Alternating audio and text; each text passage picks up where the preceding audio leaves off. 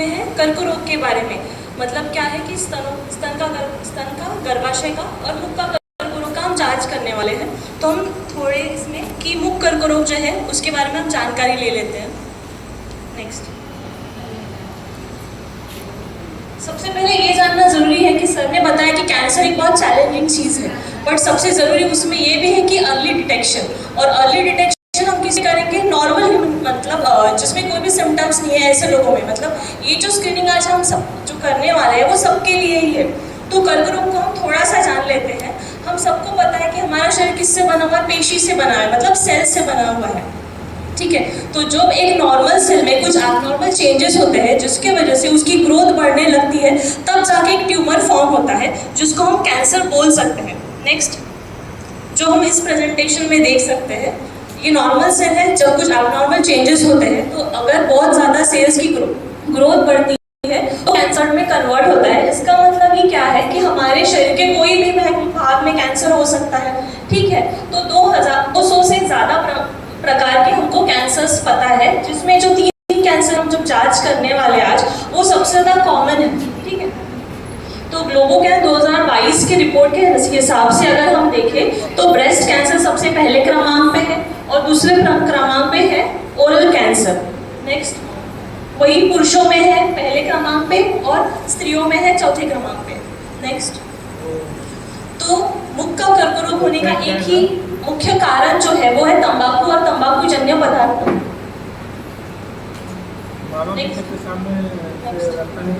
तो तंबाकू मार्केट में विभिन्न प्रकार से अवेलेबल है, जो आपको पता है, धूम्रपान और धूम्रपान रहित, जिसमें गुटखा, बीड़ी, सिगार, ये सारी चीजें आती है। नेक्स्ट, तो आगे का,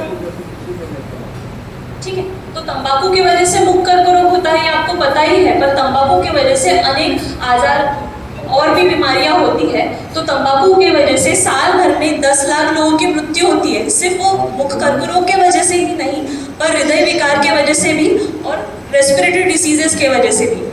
नेक्स्ट, तो एक तंबाकू की बीड़ी में या फिर तंबाकू में 7000 से भी ज़्यादा प्रकार के केमिकल्स होते हैं, जिसमें से जो 70 केमिकल्स है वो कि कार्सिनोजेनिक है, मतलब वो कैंसर कॉज कर सकते हैं। नेक्स्ट, तो आपने सबने सुना होगा कि तंबाकू के अंदर निकोटीन नाम का एक पदार्थ होता है, जिसकी वजह से लोगों को उसका व्यसन लगता है या फिर आदत लगती है। तो निकोटीन आदत तो लगाती है, पर उसके वजह से इतर अलग हार्मफुल इफेक्ट्स भी होते हैं, जैसे भूख ना लगना, हार्ट रेट बढ़ना, घबराए जैसा लगना, ये सारी चीज़ें हैं। नेक्स्ट, तो यहाँ पे आपने देखा है, मैंने आपको पहले ही बताया था कि तंबाकू वजह से मुख कर्क रोग तो होता ही है, पर हृदय विकार भी होता है। तो वो कैसे होता है? तंबाकू की वजह से हमारी जो ब्लड वेसल्स होती है, रक्तवाहिनी, वो जाड़ हो जाती है, जिसकी वजह से बीपी भी बढ़ता है और अदर हार्ट डिसीजेज भी होती है। आप देख सकते हैं स्मोकर्स हार्ट और नॉन स्मोकर्स हार्ट, उसमें कितना ज़्यादा अंतर है।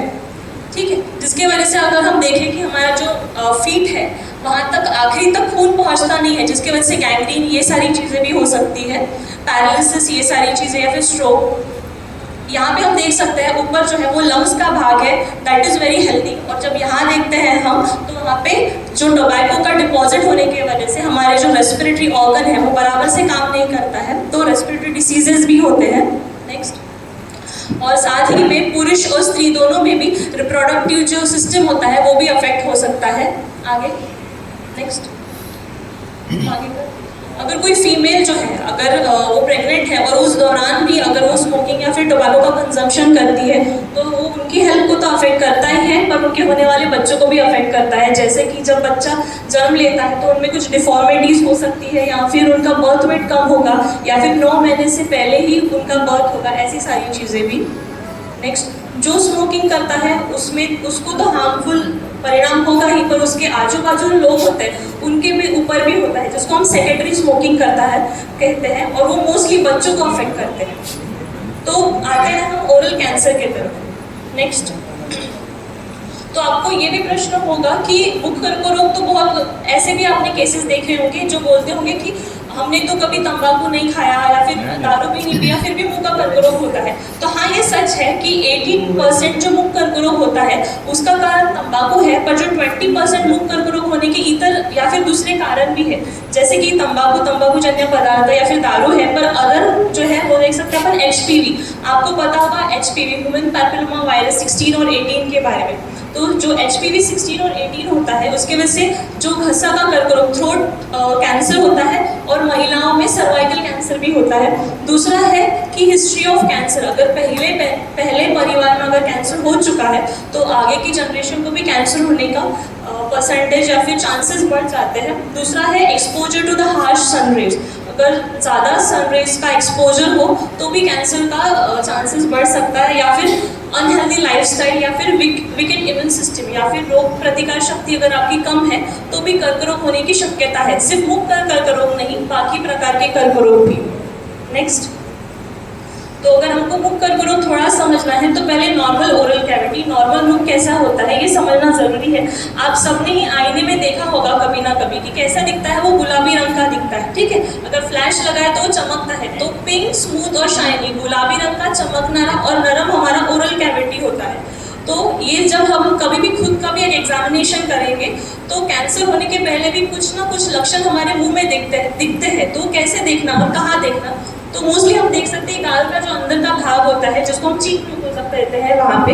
दूसरे जो लोग तंबाकू हमेशा इस्तेमाल करते हैं वो यहाँ पे लोअर लिप के इनसाइड में रखते हैं। और दूसरा है टंग, वहाँ पे हमको चेक करना बहुत ज़रूरी है क्योंकि टंग पे अगर कोई भी लीजन है तो उसके ज़्यादा चांसेस है आगे जाके कैंसर में कन्वर्ट होने में। तो ये हमारी नॉर्मल ओरल कैविटी है। तो तंबाकू से कैंसर तो होता है, पर तंबाकू जो है वो हमारी इधर जो ओरल हेल्थ पे भी अफेक्ट करता है, जैसे कि बैड ब्रेथ है, स्टेन मतलब दांतों के ऊपर दाग धब्बे होना, ये सारी चीज़ें हैं, केरीज होना है, फिर गम डिसीजेस मतलब मसूड़े की कोई बीमारी होना।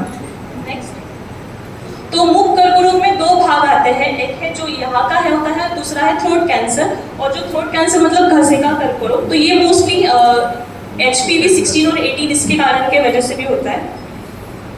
तो जैसे सर ने बताया कि अर्ली डिटेक्शन बहुत ज़रूरी है, तो अर्ली डिटेक्शन ओरल कैंसर में कैसे हेल्प कर सकता है, वो है आगे ओरल पोटेंशियली मैलिग्नेंट डिसऑर्डर। मतलब ये नाम से हमको क्या दिखता है कि ओरल कैविटी के ऐसे कोई डिसऑर्डर्स जिसमें पोटेंशियल है मैलिग्नेंसी में कन्वर्ट होने की, ठीक है। मतलब क्या कि कर्करोग होने के पहले भी हमारा शरीर हमको कुछ सिग्नल्स देता है कि तुम्हारे शरीर में ऐसी कुछ लीजन्स है तो आगे जाके तुमको कैंसर होने के चांसेस बढ़ सकते हैं। तो अगर हम यही OPMD अगर हम जान ले और उसका इलाज करें और तंबाकू से दूर हो जाए तो हम ओरल कैंसर होने के चांसेस कम कर सकते हैं। तो उन्हीं के बारे में हम देखेंगे अभी। नेक्स्ट, तो मैंने आपको पहले ही बताया था कि हमारी नॉर्मल ओरल कैविटी कैसी होती है, पिंक, स्मूथ, शाइनी, गुलाबी रंग की, चमकदारी और नरम। तो इस चित्र में आप देख सकते हैं कि यहाँ पे एक व्हाइट कलर का पैच है, ठीक है। तो ये तो पिंक कलर का तो है नहीं, मतलब नॉर्मल है नहीं, व्हाइट है, स्मूथ भी नहीं है, शायद ही कुछ रिंगल है या फिर रफ होगा। तो इस पैच को हम ल्यूकोप्लेकिया या फिर व्हाइट पैच बोलते हैं। तो ये मुंह के कोई भी भाग में आ सकता है, इसको ब्रश करने से या फिर रब करने से जाता नहीं है, वो ऐसे ही रहेगा, ठीक है। तो इसके भी चांसेस है आगे जाके कैंसर में कन्वर्ट होने के। नेक्स्ट, तो ये शुरुआती टाइम में ऐसे थोड़ा सा ग्रेश कलर का दिख सकता है। नेक्स्ट, ये ऐसे पैलेट के ऊपर मतलब आभाळाभर दिसू शकतो। नेक्स्ट, इसके साथ थोड़ी सी एक्सोफाइटिक ग्रोथ भी रह सकती है। नेक्स्ट, ये अगर टंग के ऊपर है तो इसके और ज़्यादा चांसेस है आगे जाके कैंसर में कन्वर्ट होने के। इस प्रकार के भी उसके चित्र हो सकते हैं, ठीक है। तो आप पहले चित्र में देख सकते हैं कि वो पूरा व्हाइट है और दूसरा है व्हाइट और रेड साथ में है।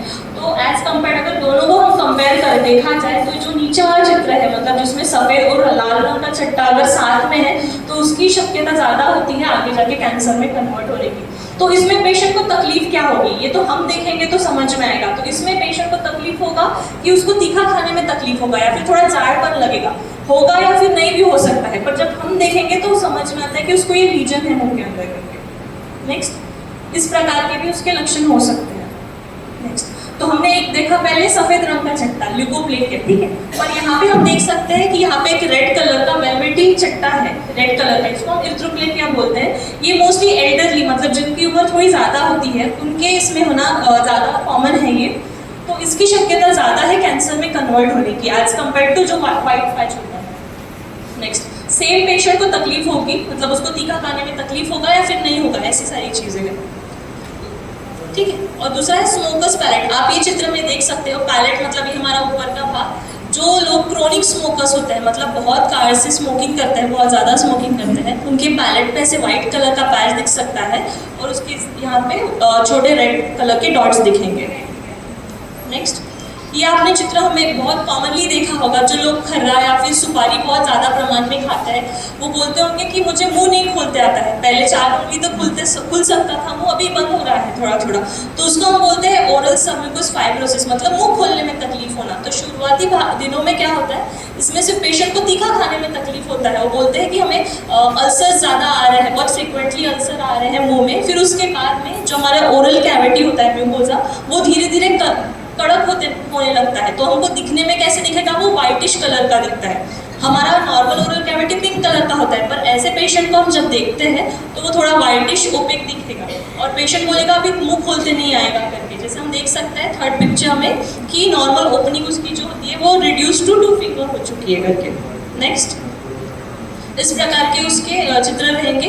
नॉर्मली हम हमारी जो टंग है वो बाहर तक पुल आउट कर सकते हैं, बट जो OSMF का पेशेंट रहेगा वो बाहर नहीं कर सकता है, उसकी जीभ बाहर तक नहीं आएगी क्योंकि फाइब्रोसिस हो चुका होगा। प्लस हम जो है गाल हमारे ब्लो कर सकते हैं, ऐसे कर सकते हैं, बट उनको वो करते नहीं आएगा क्योंकि वो इतना फाइब्रोस हो चुका है, क्योंकि फ्लेक्सिबिलिटी नहीं है। फिर धीरे इतना ज़्यादा फाइब्रोसिस बढ़ता जाता है कि उनकी माउथ ओपनिंग 4 फिंगर से 3 से और कम होते जाते हैं, उनकी माउथ ओपनिंग बहुत नील हो जाती है और ये भी फिर इसकी भी चांसेस है आगे जाके कन्वर्ट होके कैंसर में बदलने के। ठीक है, इस प्रकार के अलग अलग प्रेजेंटेशंस हो सकते हैं उसके। ये इसमें देख सकते हैं आप कि उसकी टंग बाहर नहीं आ रही है। नेक्स्ट, इसमें भी देख सकते हैं आप कि नॉर्मल हमारा जो ओरल कैविटी होता है वो पिंक कलर का होता है, बट यहाँ पे फाइब्रोसिस हो चुका है, इसकी वजह से वो ओपेक या फिर व्हाइटिश हो चुका है। ठीक है, कमिंग टू ओरल कैंसर, जो मैंने आपको पहले दिखाया व्हाइट कलर का पैच, रेड कलर का पैच या फिर जो फाइब्रोसिस था, ये क्या थे, ये ओरल कैंसर होने के पहले के लक्षण हैं। अगर कोई भी पेशेंट को ऐसे लक्षण हैं और उन्होंने जो पहले के दिखाया ना मैंने आपको OPMD, और हमने उस व्यसन को बंद किया, तंबाकू का व्यसन बंद किया, अगर प्रॉपर इलाज किया, तो हम ओरल कैंसर से दूर हो सकते हैं। ठीक है, इसलिए हमारे जो बोलते हैं ना नॉर्मल स्क्रीनिंग, सबके लिए स्क्रीनिंग करना बहुत ज़रूरी है। फिर हम आते हैं ओरल कैंसर की तरफ। तो ओरल कैंसर का एक, हमको सबको ये पता है कि हम बोलते हैं कि थोड़ी बढ़ गया है, कुछ बढ़ गया है, तो हम कैंसर को पकड़ते हैं, तो उसके अलग अलग प्रेजेंटेशंस हो सकते हैं। तो ऐसे हमको पता है कि मुंह के अंदर छाला भी आता है, पता है ना, पर समझो एक हाथ छाला आया है जो 1 महीना हो गया है, फिर भी वो ठीक नहीं हो रहा है, पर वो छाला बढ़ते जा रहा है और अंदर जा रहा है, तो हो सकता है कि वो एक ओरल कैंसर का भी छाला हो। ठीक है, या फिर ओरल कैंसर का भी अल्सर हो। जैसे ये दिख रहा है सेकंड पिक्चर में, शुरुआत में एक छोटा सा छाला था जो फिर बढ़ता गया और अंदर गया, तो फिर बाद में जब हम डायग्नोसिस किए, बायोप्सी वगैरह किया, तो पता चला कि वो कैंसर का है करके। तो कोई भी अगर छाला आता है, अल्सर आता है, तो उसको भी इग्नोर नहीं करना चाहिए।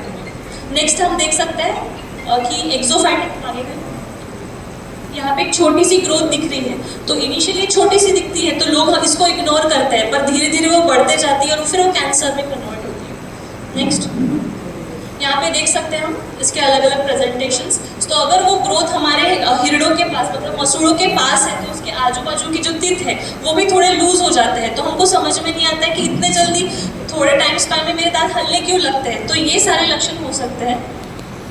नेक्स्ट, तो सम अप, अगर हम ओरल कैंसर के कुछ लक्षण देखें तो वो ये है कि मुंह के अंदर सफ़ेद लाल रंग का चट्टा होना या फिर कुछ असामान्य ग्रोथ होना, जिसकी वजह से बात करने में तकलीफ होती है, बोलने में तकलीफ होती है, खाना निगलने के लिए तकलीफ होती है, या फिर आवाज़ बदल जाता है कुछ टाइम के लिए। ठीक है, सोर थ्रोट हो जाता है। नेक्स्ट, ठीक है, ये सारी चीज़ें हैं। और जो हमारी गर्दन होती है, गर्दन के आजू बाजू कोई गांठ आती है जो हम देख सकते हैं।